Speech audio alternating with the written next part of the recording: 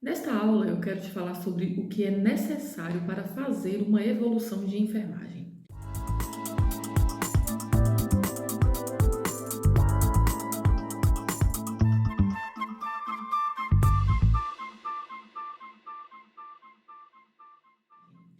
A primeira coisa que você precisa é de obter os dados anteriores do paciente. Então, consulte as evoluções anteriores, pelo menos a última evolução você precisa consultar. Analise as prescrições médicas e de enfermagem anteriores, isso também é um dado muito importante. Analise as anotações de enfermagem das últimas 24 horas. À medida que você analisa essas anotações, você tem uma noção de tudo o que aconteceu e de tudo que foi feito com esse paciente nas últimas 24 horas.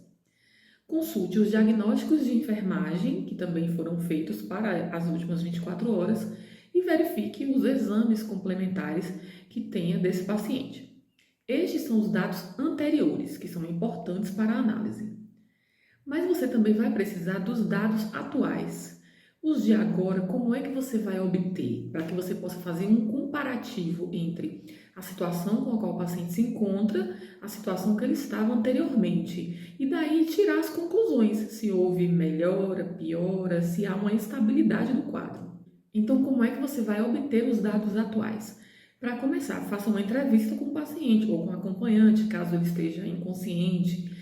Então, você conversa com o paciente, faz perguntas para que você possa ter uma noção, a partir dessa entrevista com ele, do que melhorou, do que piorou e do que está estável. Para você obter dados atuais também, você pode realizar um exame físico do paciente. Faça um exame físico completo do paciente, assim você vai saber como ele se encontra neste momento, porque você vai precisar dessas informações também para descrever na evolução de enfermagem. Analise essas anotações, os exames, os diagnósticos de enfermagem e vai identificando o que foi que melhorou, o que foi que piorou, o que foi que manteve estável. É essa análise que vai dar a ideia que a gente precisa ter na evolução. A evolução não pode parecer com uma anotação de enfermagem, só contendo uma lista de informações do paciente.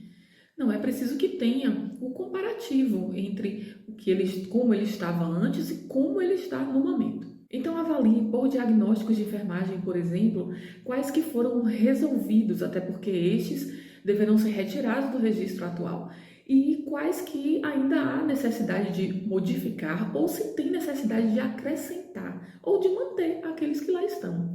Então é muito importante que essa análise seja feita.